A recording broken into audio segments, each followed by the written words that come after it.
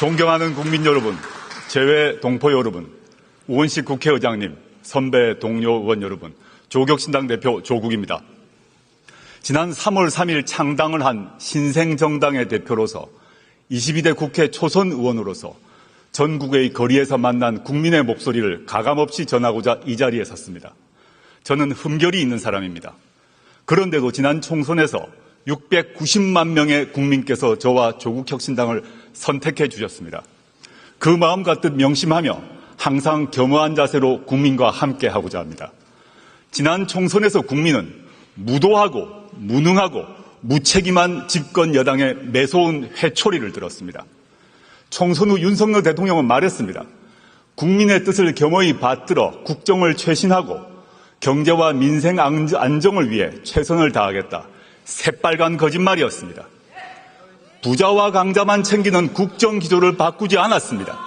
경제와 민생 파탄을 외면하고 있습니다. 현재 서민들은 코로나 시국보다 삶이 어렵다고 하소연합니다. 소상공인, 자영업자 폐업률과 가계 빚은 날마다 치솟고 있습니다. 경기는 침체하고 나라 빚은 역대 최고로 쌓여갑니다. 게다가 무모한 의대 2,000명 정원 결정의 여파로 응급 환자는 병원을 못 찾아 목숨을 걸고 뺑뺑이를 돕니다.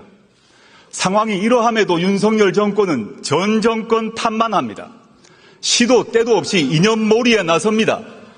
반대자와 비판자들을 반국가 세력, 검은 세력이라고 비방합니다.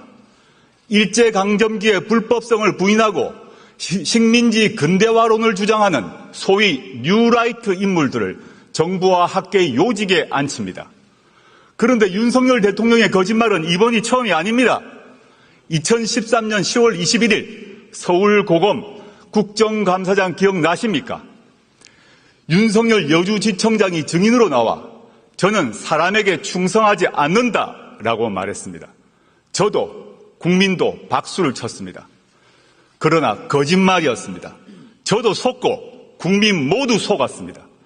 윤 대통령은 극히 일부 특권 계급 사람에게만 충성하고 있습니다. 특히 자기 자신과 배우자 김건희 씨에게 충성하고 있습니다. 거짓말은 윤석열 대통령만 하지 않았습니다. 2021년 12월 26일 김건희 씨는 허위 경력 논란을 사과하며 말했습니다.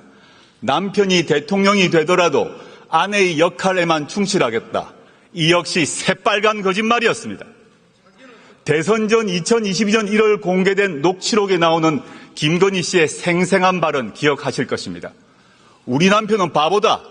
내가 다 챙겨줘야지 뭐라도 할 수 있는 사람이다. 내가 정권을 잡으면 거기는 완전히 무사하지 못할 거다. 국민에 의해 선출되지 않는 권력, 즉 김건희 씨가 대통령 행세를 합니다. 여당 대표와 문자를 하며 회유하고 압박합니다.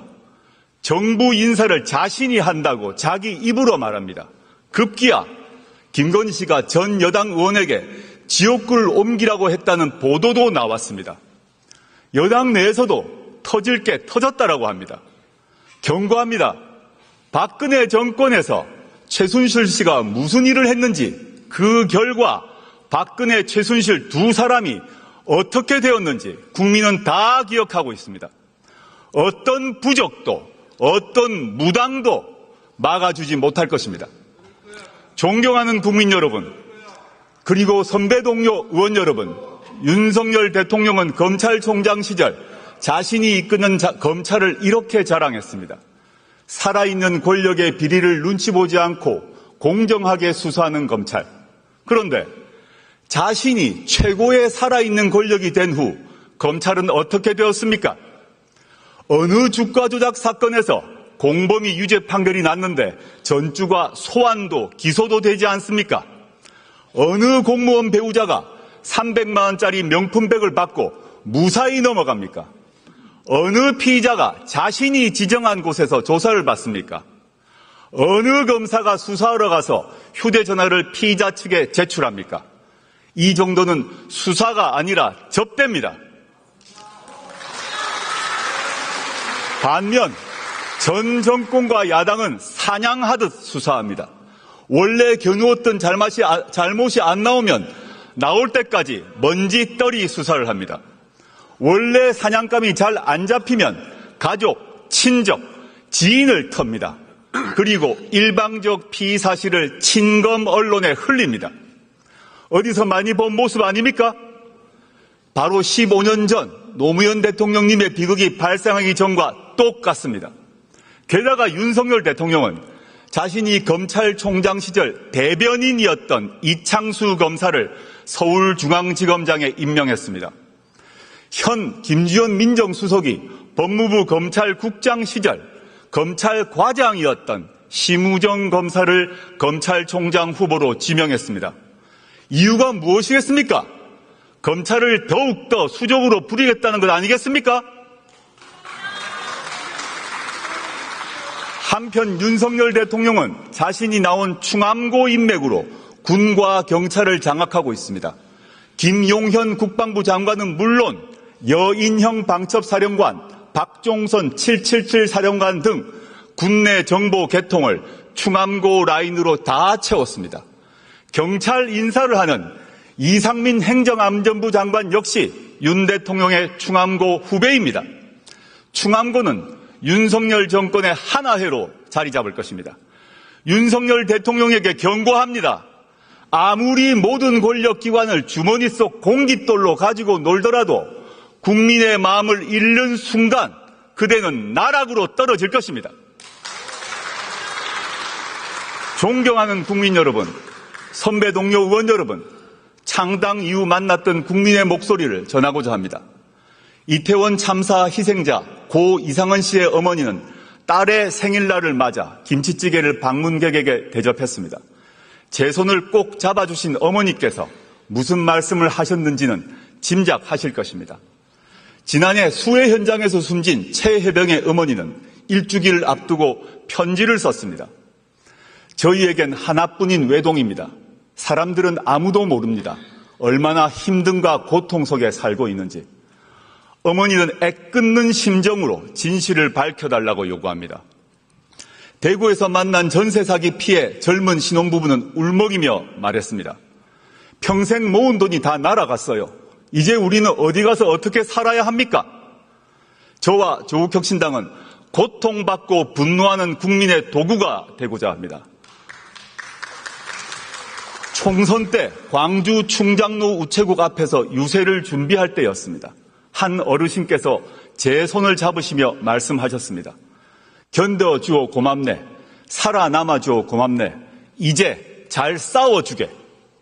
지난달 말 전남 곡성과 영광을 방문했을 때도 똑같은 말씀을 들었습니다. 지난 윤석열 정권 2년은 대한민국의 잃어버린 2년으로 기록될 것입니다. 저희는 창당 총선에서 이렇게 외쳤습니다. 3년은 너무 길다.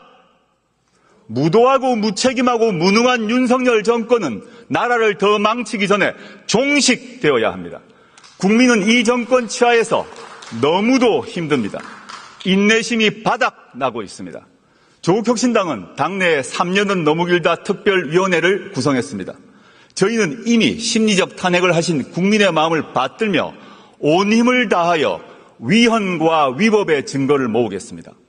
존경하는 국민 여러분, 선배 동료 의원 여러분, 조국혁신당은 12석에 불과합니다. 원내 교섭단체도 아닙니다. 저희 힘만으로 할 수 없는 그러나 반드시 이루어야 할 시급한 사회경제적 과제 2가지를 말씀드리고자 합니다. 국민은 조국혁신당에 묻고 계십니다. 윤석열 정권 종식 이후 무엇을 할 것이냐? 조국혁신당은 문화, 디지털, 노동, 환경, 건강, 교육 등 8가지 사회권을 구현하는 민생 선진국을 제시했습니다. 오늘은 이 중 2가지를 말씀드리고자 합니다. 첫째는 주거권 보장을 통한 주거혁신입니다. 주거권은 쾌적한 집에서 안정되게 살 수 있는 권리입니다. 국민 40% 정도가 전월세 등 빌린 집에서 삽니다. 집주인이 세를 올리거나 방을 빼라고 할까봐 노심초사합니다.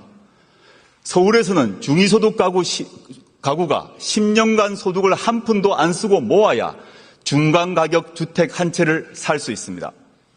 소득의 3분의 1 저축하면 30년 넘게 걸립니다. 버는 속도보다 집값 오름세가 가파릅니다. 이러면 사람다운 삶을 살 수가 없습니다. 결혼하고 싶어도 함께 살 집 마련이 어렵고 애를 낳고 싶어도 여력이 없습니다. 먼저 질 좋은 공공주택과 다양한 사회주택을 국가가 확보해 제공해야 합니다. 2022년 기준 공공임대주택은 전체 주택 재고량의 10%가 안 됩니다. 더욱이 90% 이상이 60제곱미터 이하입니다. 그래서 공공임대주택은 좁고 오래된 변변치 않은 집으로 인식됩니다. 앞으로 84제곱미터 이상의 질 좋은 집 공급을 확대해야 합니다. 빌라나 주택 등도 공공부문이 더 많이 흡수해서 공급해야 합니다. 청년, 신혼부부용 주택 확대는 물론 평범한 가족을 위해 초장기 임대주택 공급도 추진해야 합니다. 신혼부부가 84제곱미터 50년 초장기 임대주택에 들어가면 굳이 집을 사지 않아도 될 것입니다. 조금 더 여유 있는 국민을 위해 내 집 마련도 쉬워지게 해야 합니다. 문제는 땅값이나 공사비입니다. 리츠 등 주택금융을 잘 활용하여 새로운 유형의 지분 공유형 주택이나 협동조합형 간접소유 주택을 늘려야 합니다. 이제 주거와 관련된 공공기관과 공기업의 역할도 바꿔야 합니다. 돈을 얼마나 벌었느냐로 평가하지 말고 국민에게 얼마나 제대로 된 거주지를 공급했느냐로 잘잘못을 따져야 합니다. 그러면 정책의 방향이 확 바뀔 것입니다. 두 번째는 돌봄권 보장을 통한 돌봄 혁신입니다. 요람에서 무덤까지 제대로 된 돌봄을 받을 권리, 그리고 제대로 된 돌봄을 할 수 있는 권리입니다. 우리 사회는 급속히 초고령 사회가 되고 있습니다. 중증 환자는 크게 늘었습니다. 돌봄의 필요성은 더 커졌습니다. 특히 간병 문제가 심각합니다. 간병비 부담과 간병 스트레스는 겪어보지 않은 사람은 모릅니다. 간병비 때문에 파산하고 간병인이 환자를 살해하는 등 비극적인 사건이 잇따르고 있습니다. 가족 돌봄을 하는 청소년은 공부를 제대로 못해 취업길이 막히고 그래서 가난해질 수밖에 없습니다. 악순환을 끊어야 합니다. 건강보험과 의료보험에 간병을 포함시켜야 합니다. 간병을 개인이 아닌 국가가 책임져야 합니다. 우리 집은 관계없다고 생각할지 모릅니다. 곧 닥칩니다. 우리 모두는 누구나 아프고 다치고 나이 듭니다. 질병과 노화는 지역이나 사람, 이념, 계급을 가려서 오지 않습니다. 또한 영유아 돌봄도 공공서비스를 확대함으로써 해결해야 합니다. 말로만 아이를 낳으라고 하지 말고 가족이 아이를 잘 키울 수 있도록 사회 여건을 획기적으로 바꾸는 것, 그것이 바로 국가가 할 일입니다. 그에 앞서 당장 손길이 필요한 가정을 위해 낳으면 국가가 키워주겠다라고 선언하고 실천해야 합니다. 아이를 위해 나라가 나서야 할 때입니다. 육아휴직 활성화법, 지역돌봄 강화법, 가족돌봄 휴가법 등 전국민 돌봄 보장 시리즈 법률이 필요합니다. 주거권과 돌봄권 보장은 대한민국이란 국가의 소멸을 막는 방책입니다. 주거권과 돌봄권을 말하면 돈이 문제라고들 합니다. 맞습니다. 그러나 감세와 복지 증대를 함께 약속하는 사람은 거짓말쟁입니다. 중력을 이겨내야 대기권을 뚫고 우주에 다다를 수 있습니다. 세금과 복지 관련한 오랜 고정관념과 두려움을 떨쳐버려야 선진국으로 도약할 수 있습니다. 당장 증세는 못하더라도 부자 감세만큼은 철회해야 합니다. 대기업과 부자만 배를 불리지 말고 보통의 국민에게 이익이 골고루 돌아가도록 해야 합니다. 존경하는 국민 여러분, 선배 동료 의원 여러분, 이어 조국혁신당은 정치개혁을 위한 두 가지 과제를 제안합니다. 먼저 제7공화국으로 진입하기 위한 개헌을 제안합니다. 제6공화국 헌법은 국민의 피와 땀으로 일궈냈습니다. 그 뒤 37년이 지났습니다. 일제강점기보다 긴 세월입니다. 우리 사회는 크게 변화했습니다. 이 변화에 걸맞는 새로운 미래를 준비하는 새로운 헌법이 필요합니다. 헌법 전문에는 5.18 민주화운동, 부마민주항쟁, 60민주항쟁을 수록해야 합니다. 이 운동과 항쟁으로 우리는 현재에 이를 수 있었습니다. 대통령 5년 단임제도 4년 중임제로 바꾸어야 합니다. 책임 정치를 구현하고 국정의 연속성과 일관성도 강화할 수 있습니다. 민생과 복지를 위한 사회경제적 개혁을 원활하게 만들 수 있는 사회권 강화 조항도 필요합니다. 합헌적으로 수도를 이전할 수 있는 수도 조항도 신설해야 합니다. 가능하면 빨리 개헌특위를 만들어 개헌안을 만듭시다. 2026년 6월 3일에 이루어지는 지방선거 이전에 국민투표로 개헌안을 확정합시다. 그 국민투표는 축제가 될 것입니다. 두 번째 제안은 정치개혁입니다. 지금 대한민국 정치는 민의를 정확히 반영하지 않습니다. 우리 정치는 비례성과 다양성이 강화되는 쪽으로 개혁되어야 합니다. 최근 거대 양당은 정치개혁을 명목으로 지구당 부활에 합의했습니다. 과거 지구당을 폐지한 이유는 돈 먹는 하마였기 때문입니다. 고비용 정치와 금권 선거가 이제 완전히 사라졌을까요? 국민은 그렇게 생각하지 않을 것입니다.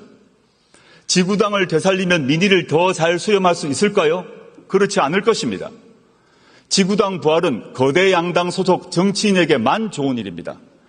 현행 비례대표 선출 방식은 준연동형입니다. 다당제가 민주주의를 발전시킨다는 점에 공감대가 형성된 결과입니다.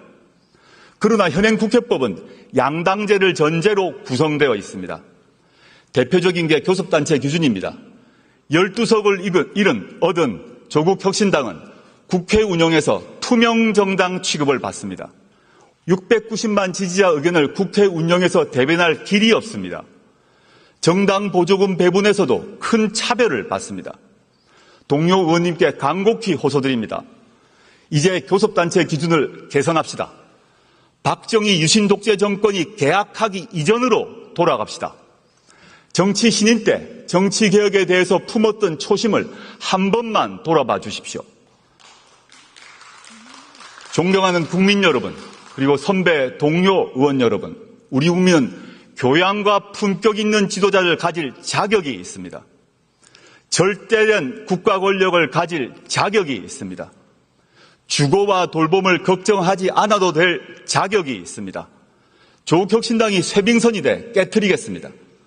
조국혁신당이 예인선이 돼 이끌겠습니다.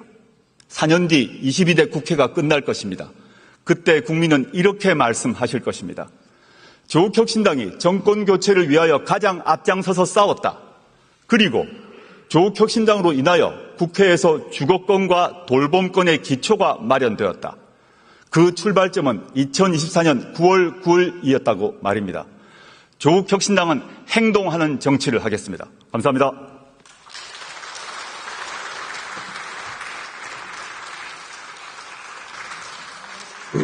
네.